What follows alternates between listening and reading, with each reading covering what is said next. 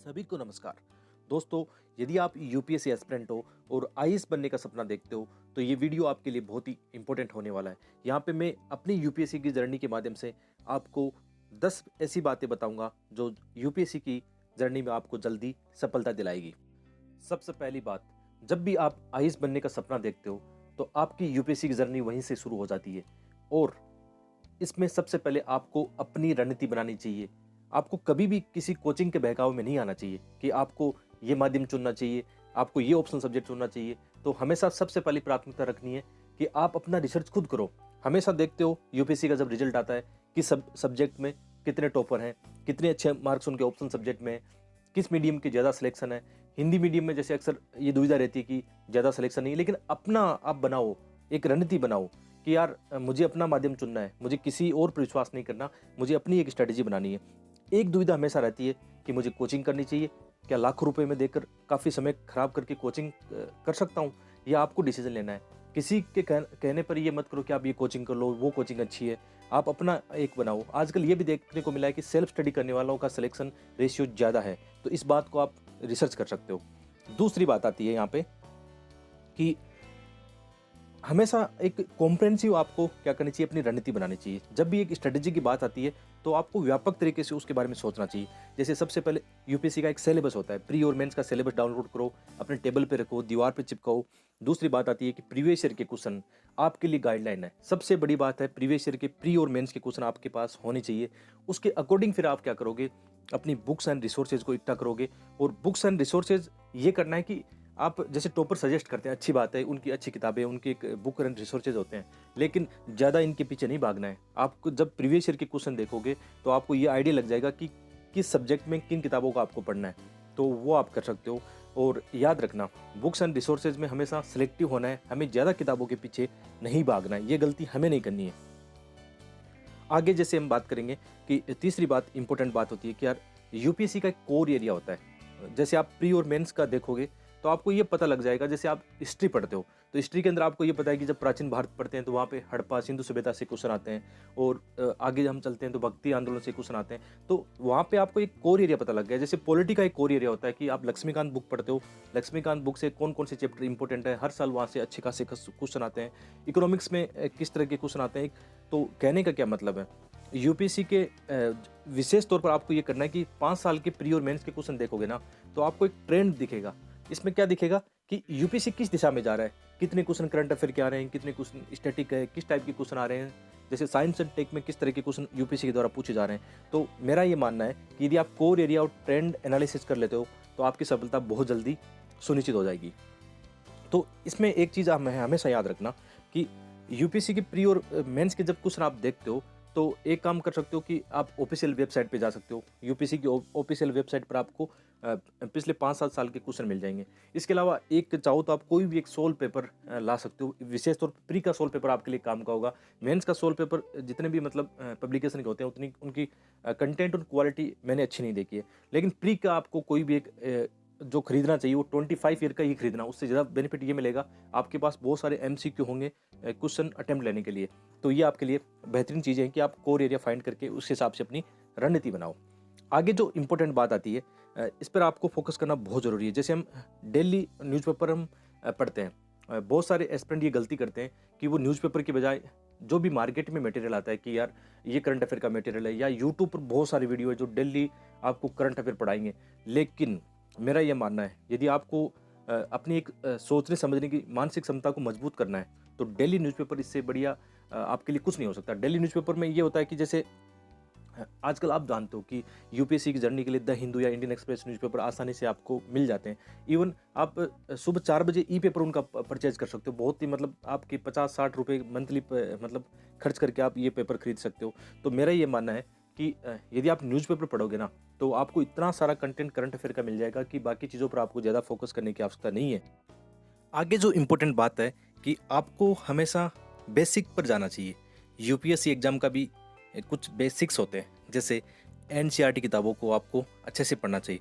बहुत सारे टॉपर्स ने सजेस्ट कर रखी है कि कौन सी एनसीईआरटी किताबें हैं। मैंने भी कुछ वीडियो बनाए, आप प्लेलिस्ट में जाके देखना। एनसीईआरटी किताबें बहुत इंपॉर्टेंट है और एक काम करना है कि आपको चीज़ों को समझना है, जानना है। ज़्यादा नहीं पढ़ना, मतलब पीएचडी नहीं करनी है। किसी भी टॉपिक पर पीएचडी करने बैठोगे तो आपका सिलेबस बहुत वाइड हो जाएगा और समय पर पूरा नहीं हो पाएगा। एक चीज़ हमेशा इंपॉर्टेंट है, रिवीजन स्ट्रेटजी, कि आप अपनी एक रिवीजन स्ट्रेटजी बनाओ। डेली वाइज बना सकते हो, वीकेंड में बना सकते हो, लेकिन यूपीएससी की सफलता याद रखना आपकी रिवीजन स्ट्रेटजी में ही छुपी है। इसलिए जो भी आप एनसीईआरटी किताबें पढ़ते हो या स्टैंडर्ड बुक्स पढ़ते हो, उनके अच्छे खासे आप नोट्स बना सकते हो। नोट्स एकदम बिल्कुल शॉर्ट में बनाने चाहिए, ये नहीं कि आप पूरी की पूरी किताब वहाँ पे नोट्स में छाप दो। तो कहने का क्या मतलब है कि बेसिक्स पर आपको हमेशा काम करना चाहिए। बेसिक्स आपको हमेशा क्या करेगा, स्ट्रॉन्ग बनाएगा। ठीक है। और जो नेक्स्ट इम्पोर्टेंट बात है कि हमेशा हमें ये करना है कि जैसे आपने एक कहानी सुनी है ना, खरगोश और कछुए की, कि यार जैसे इसमें कहानी में सब जानते हैं कि कछुआ जीतता है, मतलब slow and steady wins the race. ये बात सत्य है कि यूपीएससी की जर्नी में भी ये सही बात है कि कई बार एस्पिरेंट ये करते हैं कि 20 घंटा पढ़ते हैं और फिर 2-4 दिन तक फिर पढ़ाई नहीं करते हैं। तो हमें ये नहीं करना है, चाहे आप 5 घंटे पढ़ो, चाहे 8 घंटे पढ़ो, ठीक है, लेकिन सतत रूप से पढ़ना है। ठीक है, लगातार पढ़ना है। मोमेंटम आपको बिल्कुल भी मिस नहीं करना है। डेली न्यूज़पेपर पढ़ना है तो डेली पढ़ना ही है, उसको बिल्कुल मिस नहीं करना है। तो ये चीज़ें बहुत इंपॉर्टेंट है कि आप चाहे धीरे धीरे पढ़ो, थोड़ा आपको एक्स्ट्रा टाइम लग सकता है, लेकिन हमेशा लगातार पढ़ना है, लगातार चीज़ों की रिवाइज करना है और एक अच्छी अपनी स्ट्रेटेजी पर लगातार काम करना है। नेक्स्ट बात, सबसे इम्पोर्टेंट बात है कि हमारा काफ़ी टाइम इधर उधर जाता है। जैसे सोशल मीडिया पे आपका टाइम काफ़ी जाता होगा, आप इसको देखना। और एक चीज़ हमेशा मैंने महसूस की कि यार आपको यदि जल्दी सफलता प्राप्त करनी है, पहले अटेम्प्ट में या सेकंड अटेम्प्ट में आपको जल्दी आइस बनना है, तो ये चीज़ों को आपको मैनेज करना पड़ेगा। 1-2 साल चाहो तो आप सोशल मीडिया से बिल्कुल दूरी बना सकते हो, विशेषकर फेसबुक वगैरह या व्हाट्सअप, इनसे तो बिल्कुल दूरी बना सकते हो। जो हमारी काम की चीज़ें जैसे आपको टेलीग्राम पे मिल जाती है, ठीक है, तो आपके लिए टेलीग्राम यूज़फुल है, वो यूज़ में ले सकते हो। इसके अलावा यूट्यूब पर सेलेक्टिव होना है आपको। ऐसा नहीं कि बहुत सारे वीडियो दिन भर आप यूट्यूब पर देखते रहो, उतना ही आप अपनी सपने से दूर जाओगे। इसलिए कोशिश ये करना है कि इसको मिनिमाइज़ करना है। किसी की स्ट्रेटजी भी देखनी है या टॉपर्स की वीडियो भी सुनने हैं, तो उसको एक टाइम पीरियड में डिसाइड कर लो कि मुझे ये करना है।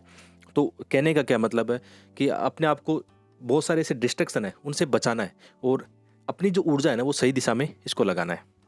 नेक्स्ट जो बात है वो मेरे छोटे भाई और बहन, उनको मैं बताना चाहता हूँ कि जैसे मैंने भी 3 बार आइस का इंटरव्यू दिया है और उसके बाद में कुछ मार्क्स से मेरा फाइनल सिलेक्शन या फाइनल मेरिट में मेरा नाम नहीं आया।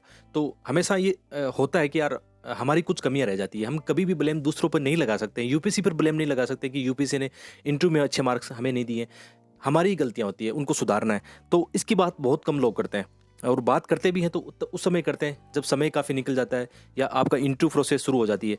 तो मेरा ये मानना है कि जो न्यू एस्पिरेंट है, अभी कॉलेज लाइफ में है, वो अपनी पर्सनैलिटी पे काम कर सकते हैं। इवन जो कॉलेज लाइफ के बाद में भी ये सोच रहे हैं कि अभी 1-1.5 साल बाद में उनको यूपीएससी की एग्ज़ाम देनी है, तो हमेशा अपनी पर्सनैलिटी ऐसे इंप्रूव करो कि आपने एक सिविल सर्वेंट को देखा होगा या एक आईपीएस ऑफिसर को देखा होगा या अन्य सिविल सेवकों को आपने देखा होगा, उनकी बोलने की स्टाइल क्या है, ठीक है, अपनी बात रखने की स्टाइल क्या है। वो बहुत निडर होते हैं, साहसी होते हैं, अपनी बात को मतलब अच्छे वे में रखते हैं।